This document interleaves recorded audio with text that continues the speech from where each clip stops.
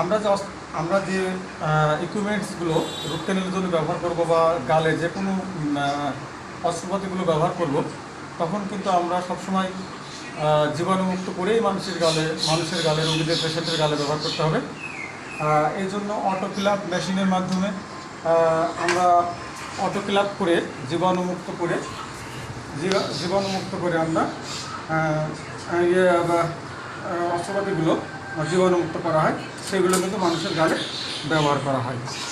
তো আমরা এখান থেকে নেওয়ার পর আমরা পেশেন্টের গালে ব্যবহার করব, যাতে আমরা জীবাণুমুক্ত না করে কখনোই যেন আমরা কোনো পেশেন্টের গালে আমরা এই অস্ত্রপাতিগুলো যেন ব্যবহার না করি। সবাই সতর্ক থাকবেন। এই রুট ক্যানেল করা হয়েছে প্রথম দিন, আজকে এক সপ্তাহ পরে দ্বিতীয় দিন চলছে। এখন এর গালে আমি হাত দেবো, এই জন্য আমি জীবাণুমুক্ত করে নিচ্ছি হেক্সিসল ব্যবহার করে এটা। আর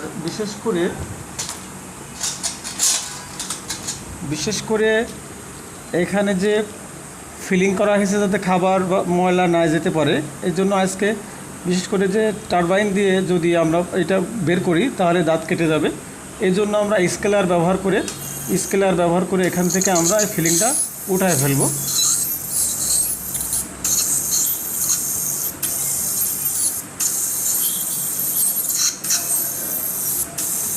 তাহলে ব্যথা লাগবে না, প্লাস পানির সাথে ধুয়ে এটা পরিষ্কার হয়ে যাবে। বেশি সময় না,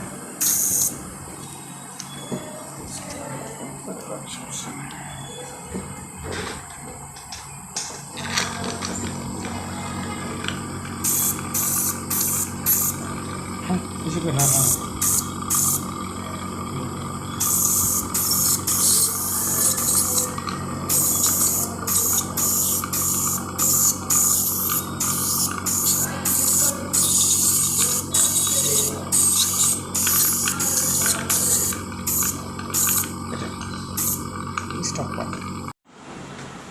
হ্যাঁ, গতদিন যে মেডিসিন পাল্পের ভিতরে দেওয়া হয়েছে সেগুলো আজকে ফাইলের মাধ্যমে বের করা হচ্ছে। বের করে পরিষ্কার করে আজকে দ্বিতীয় দিন নেক্সট মেডিসিন ঢুকবে, আপনারা দেখতে পারবেন পরবর্তী দিন। এটা একটু পরে কাজের শেষ পর্যায়ে। আগে পাল্পের ভিতরে যেসব আগের যত মেডিসিন ছিল সেইগুলো এখন পরিষ্কার করে দিচ্ছি। পরিষ্কার করে তারপরে আজকে যে মেডিসিন তৈরি করা হয়েছে সেটা পাল্পের ভিতর দেওয়া হবে। গতদিন ব্যথা ছিল, অনেক ব্যথা ছিল, ভিতরে অ্যানাস্থেটিয়া প্রয়োগ করা হয়েছিল। তো আজকে কিন্তু কোনো অ্যানাস্থেটিয়া প্রয়োগ করা হয়নি। আজকে কোনো ব্যথা নাই এর ভিতরে, সুন্দর করে কাজ করা হচ্ছে। এবার স্যালাইনের পানি ব্যবহার করব। স্যালাইনের পানি দেখেন, পাল্পের ভিতরে স্যালাইনের পানি ব্যবহার করছি, এইভাবে ব্যবহার করছি। দেখেন, এইভাবে ব্যবহার করছি। 3টা পাল্পেই স্যালাইনের পানি ব্যবহার করব।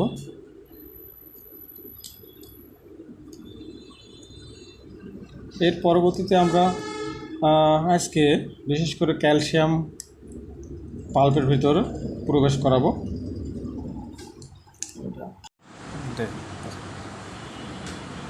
যেহেতু এর ভিতরে পাল্পের ভিতরে স্যালাইনের পানি প্রবেশ করা হয়েছে, এখন জায়গাটা ভিজে আছে, এই জন্য আমরা ফাইলে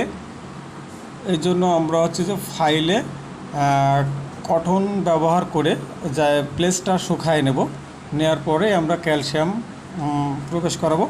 কারণ প্রথম দিনের ভিডিও আপনারা দেখেছেন, আপলোড করা হয়েছে, প্রথম দিনেরটা আপলোড করা হয়েছে, আর দ্বিতীয় দিন আজকে চলতেছে। আমরা এখন যে ক্যালসিয়ামটা ভিতরে পাল্পের ভিতরে প্রবেশ করব, সেই ক্যালসিয়ামটা কীভাবে তৈরি করব সেটা এভাবে তৈরি করা হয়। ক্যালসিয়াম নিলাম, এখন আমরা স্যালাইন পানি ইউজ করব। স্যালাইন পানি ইউজ করে এটাকে ভালো করে মিক্সার করব, অর্থাৎ ক্যালসিয়াম এটা আছে ক্যালসিয়াম হাইড্রো অক্সাইড, এটা ব্যবহার করব, স্যালাইনের পানির মাধ্যমে ব্যবহার করব। দ্বিতীয় দিন আজকে, দ্বিতীয় সপ্তাহ পাল্পের ভিতরে প্রবেশ করব। এটা দেখেন,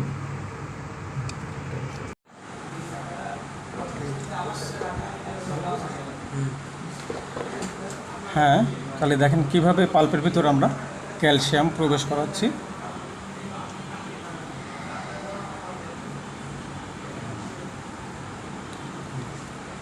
আমরা আপারের 6 নম্বর দাঁতের ভিতরে আমরা নিচের পাল্পে ক্যালসিয়াম প্রয়োগ করছি।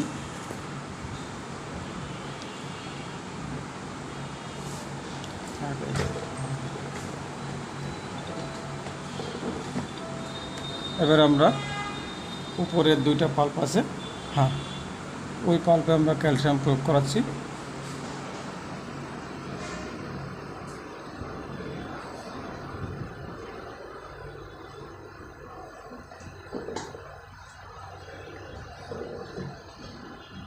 হ্যাঁ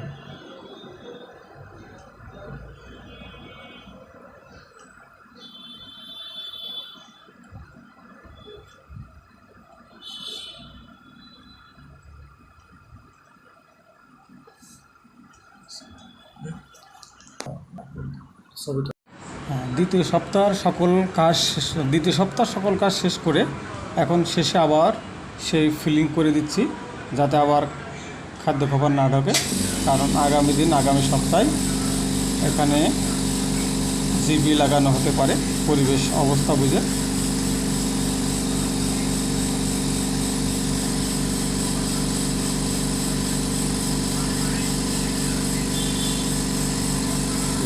তাহলে আজকে দ্বিতীয় সপ্তাহের কাজ শেষ হলো